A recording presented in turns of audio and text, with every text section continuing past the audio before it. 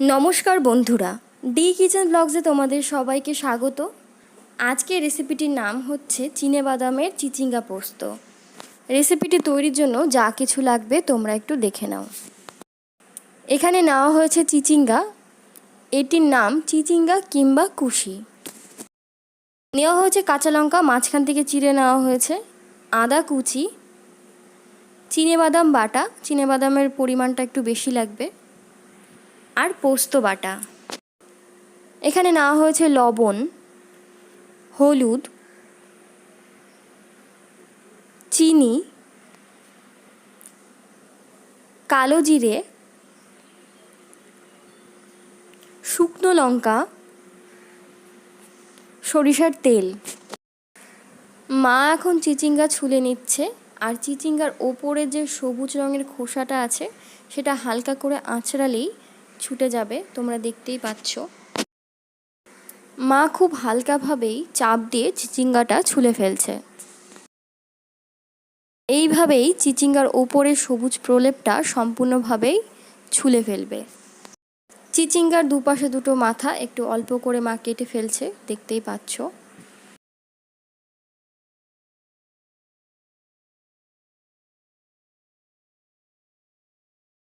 সম্পূর্ণ চিচিঙ্গাটা ছোলা হয়ে গেছে, এখন ভালোভাবে পরিষ্কার করে ধুয়ে নিচ্ছে।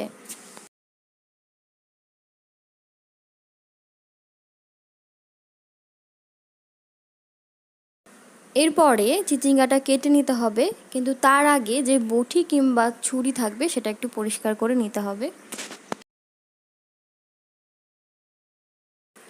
চিচিঙ্গা একটু লম্বা ধরনের হয়, তাই মাঝখান দিকে মা কেটে নিচ্ছে। তারপরে সামান্য একটু মোটা করে চিচিঙ্গাগুলো গোল গোল আকারে কেটে নিচ্ছে।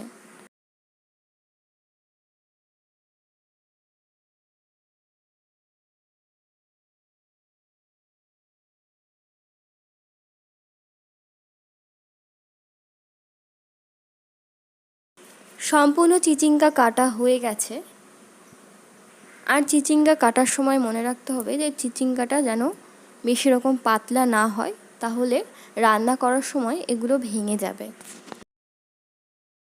এরপরে কড়াই গরম হয়ে গেলে কড়াইয়ের মধ্যে সরষের তেল দিয়ে তেলটা ভালো করে গরম করে নিতে হবে। তেল গরম হয়ে গেছে, এখন মা চিচিঙ্গাগুলো ছেড়ে দিচ্ছে।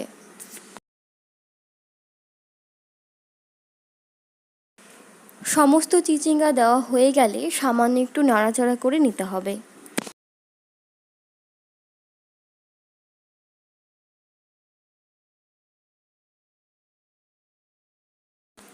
আবারও সামান্য একটু তেল দিয়ে দিচ্ছে।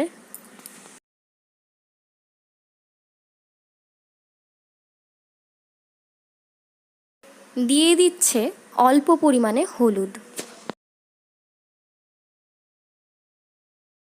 হলুদ দেওয়ার পরে চিচিঙ্গাগুলো আবারও সামান্য একটু নেড়ে নিয়ে ঢাকা দিয়ে রেখে দিতে হবে। 1 মিনিট বাদে ঢাকনাটা সরিয়ে নিয়ে আবারও চিচিঙ্গাগুলো নেড়ে নিতে হবে।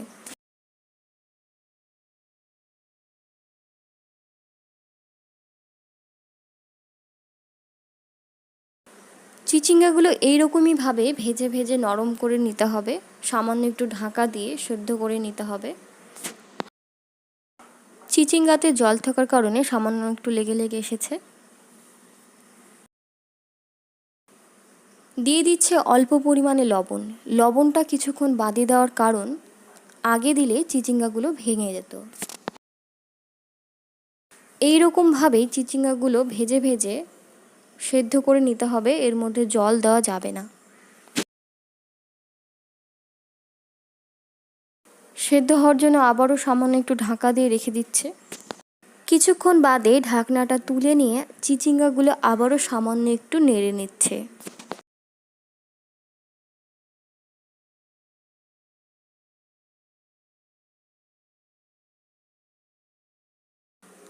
চিচিঙ্গাতে জল না দেওয়ার কারণ, চিচিঙ্গাগুলো ভাজতে ভাজতেই জল ছেড়ে দেয়, তাতে চিচিঙ্গাগুলো সেদ্ধ হয়ে যায়।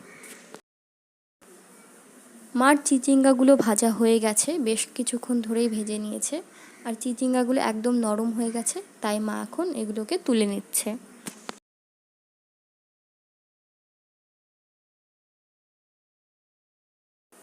চিচিঙ্গাগুলো তুলে নেওয়ার পরে ওই একই কড়াইয়ে সামান্য একটু তেল দিয়ে ওর মধ্যে দিয়ে দিচ্ছে শুকনো লঙ্কা, দিয়ে দিচ্ছে কালো জিরে, দিয়ে দিচ্ছে আদা কুচি। আদা কুচি দেওয়ার পরে সামান্য একটু নেড়ে নিতে হবে।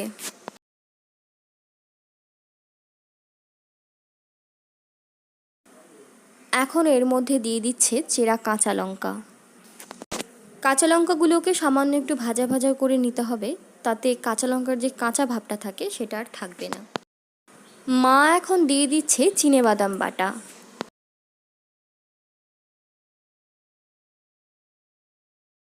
বাদাম বাটাটা একটু ভেজে নেওয়ার কারণ বাদামের যে কাঁচা ভাবটা থাকে সেটা কেটে যাবে।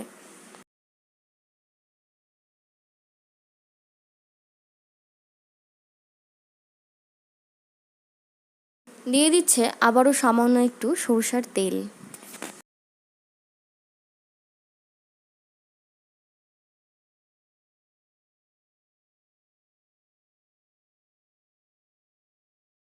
এখন দিয়ে দিচ্ছে পোস্ত বাটাটা।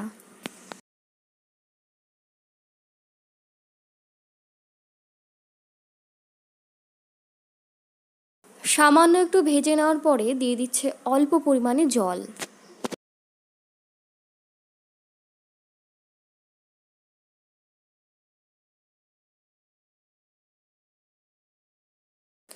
এখন দিয়ে দিচ্ছে স্বাদমতো লবণ।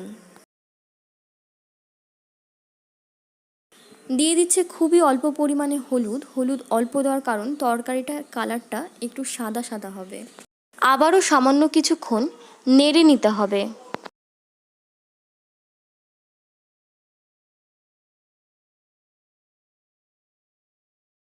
সামান্য কিছুক্ষণ কষিয়ে নেওয়ার পরে দিয়ে দিচ্ছে এর মধ্যে ভেজে রাখা চিচিঙ্গাগুলোকে। সব চিচিঙ্গাগুলো দেওয়ার পরে সামান্য একটু নেড়ে নিতে হবে।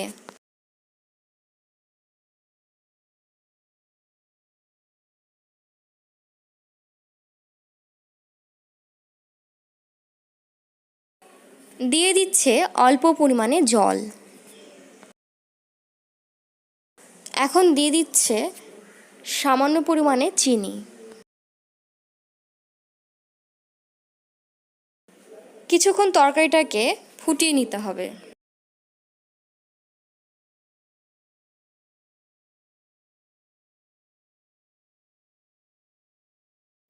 আবারও আঁচটা কমিয়ে নিয়ে সামান্য কিছুক্ষণের জন্য ঢাকা দিয়ে রেখে দিতে হবে।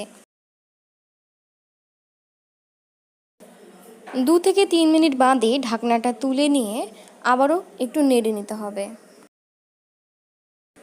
তরকারিটা প্রায় হয়েই এসেছে, দেখতেই পাচ্ছ তরকারির গাঢ়ত্বটা কতটা বেড়ে গেছে। এতে বাদাম দেওয়ার কারণে খুবই সুন্দর লাগে, আর তোমরা এটা বাড়িতে অবশ্যই তৈরি করে দেখবে, আর আশা করি তোমাদের এই রেসিপিটি খুবই ভালো লাগবে। মা এখন তরকারিটা অন্য প্লেটে তুলে নিচ্ছে। তৈরি হয়ে গেছে চিনেবাদামের চিচিঙ্গা পোস্ত। আর এই রেসিপিটি দেখতে যতটা সুন্দর, খেতে ততটাই সুস্বাদু। আর তোমরা বাড়িতে এটা অবশ্যই তৈরি করে দেখবে, আর আমাদেরকে কমেন্ট বক্সে লিখে জানাবে তোমাদের রেসিপিটি কেমন লাগলো।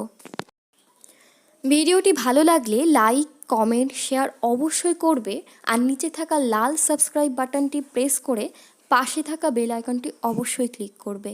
ধন্যবাদ।